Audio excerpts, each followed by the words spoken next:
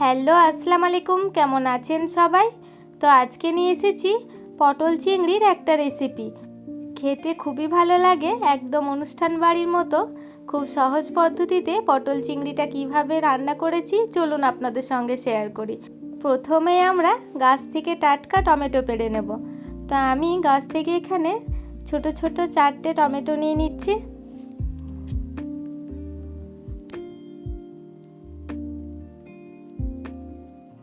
আর ওইদিকে লঙ্কার গাছ থেকে কাঁচা পাকা 2টো লঙ্কা নিয়ে নেব।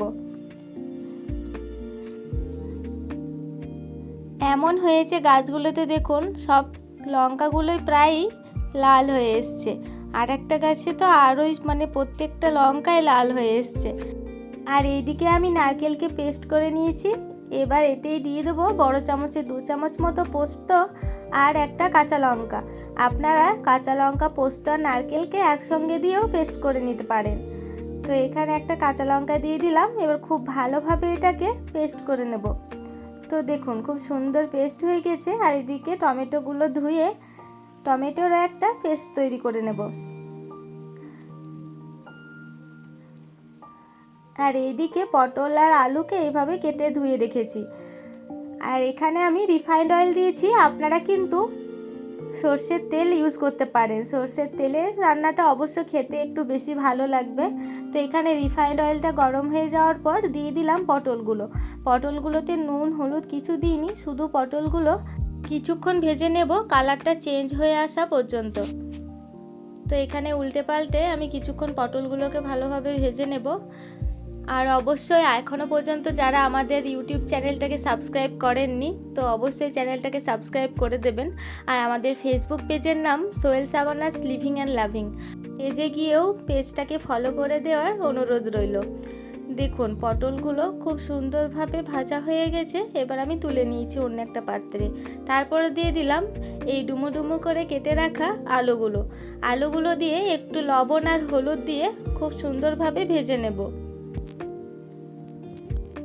আর আমাদের চ্যানেলের এই ভিডিওগুলো কেমন লাগছে অবশ্যই জানাবেন।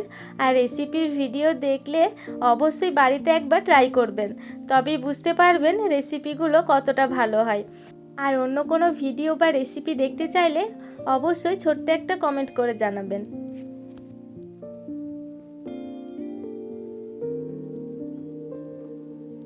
আলুগুলো খুব ভালোভাবে ভাজা হয়ে গেছে, কালারটাও চেঞ্জ হয়ে এসছে। এবার একটা পাত্রে পটল আর আলুটা রেখে নিলাম তুলে। আর এখানে দিয়ে দিচ্ছি তেজপাতা, 2টো লবঙ্গ, 2টো এলাচ আর একটা দারচিনি।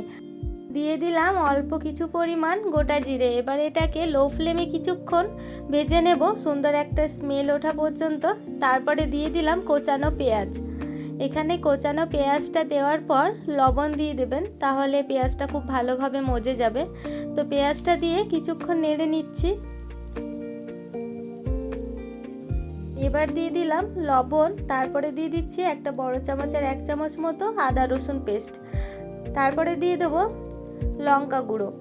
আপনারা এখানে কাশ্মীরি রেড চিলি পাউডারটা অবশ্যই ইউজ করবেন, আমি এখানে করিনি। তো কাশ্মীরি রেড চিলি পাউডারটা ইউজ করলে কালারটা খুব ভালো আসে। তারপরে দিলাম হলুদ গুঁড়ো আর দিয়েছিলাম ধনে গুঁড়ো। এখানে ধনে জিরে গুঁড়ো দুটোই ছিল, তবে আপনারা শুধু ধনে গুঁড়ো দিলেও হবে, কারণ প্রথমেই আমি দিয়েছিলাম গোটা জিরে। তারপরে এখানটায় আমি দিয়ে দিলাম পেস্ট করে রাখা টমেটো। তবে টমেটো পেস্টটা দিয়ে কিছুক্ষণ নেড়ে নেব যাতে টমেটোর গন্ধটা চলে যায় আর তেলটা উপরে উঠে আসে। তার ভালোভাবে কষানোর পর দিয়ে দিলাম নারকেল, পোস্ত আর কাঁচা লঙ্কার পেস্টটা।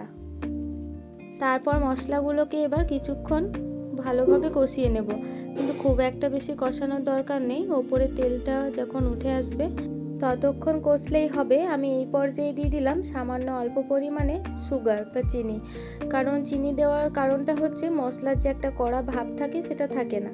তো এবার আমি দিয়ে দিচ্ছি ভেজে রাখা আলুগুলো। এই আলুগুলো দিয়ে খুব ভালোভাবে আবার কিছুক্ষণ নেড়ে নেব।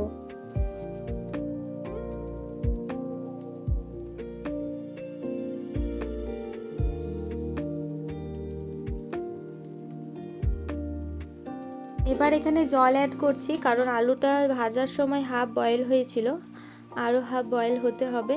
তাই পরিমাণ মতো জল দিয়ে খুব ভালোভাবে নেড়ে নেব। এই সময়ই একবার ঢাকা দিয়ে কিছুক্ষণ সেদ্ধ করে নিলেও হবে, তবে আমি এখানে ঢাকা দিইনি, ঢাকা দিলে খুব তাড়াতাড়ি এটা সেদ্ধ হয়ে যাবে। তো দেখুন ভালোভাবে নেড়ে নিয়েছি।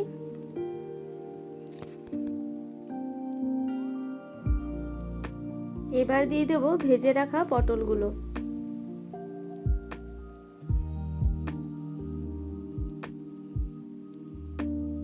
এদিকে চিংড়িগুলো নুন হলুদ দিয়ে খুব ভালোভাবে ভেজে রেখেছিলাম, তাই ওই ভেজে রাখা চিংড়িগুলো এই সময় আমি দিয়ে দেবো।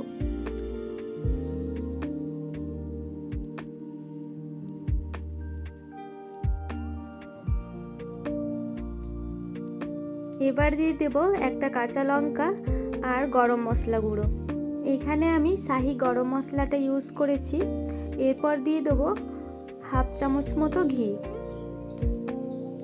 দেশি ঘি। এই ঘিটা আমি এই তরকারির শেষ পর্যায়ে দিয়ে দিলাম। দিয়ে কিছুক্ষণ এবার ঢাকা দিয়ে লো ফ্লেমে রান্না করে নেব। ঢাকা দিয়ে লো ফ্লেমে রান্না করেছিলাম, সেটা এখানে দেখানো হয়নি, তো আপনারা একটু অবশ্যই চেষ্টা করবেন ঢাকা দিয়ে লো ফ্লেমে রান্না করে নেবেন। তারপরে কিছুক্ষণ ফোটার পরেই রেডি হয়ে যাবে আমাদের এই পটল চিংড়ি। রেসিপিটা খেতে অসাধারণ লাগে, একদম অনুষ্ঠান বাড়ির মতো। তো আপনারাও বাড়িতে অবশ্যই রেসিপিটা ট্রাই করবেন আর আমাকে ছোট্ট একটা কমেন্ট করে জানাবেন যে কেমন লেগেছে। আবার দেখা হবে নতুন একটা ভিডিওতে। আপনারা সকলে ভালো থাকুন, সুস্থ থাকুন। টাটা।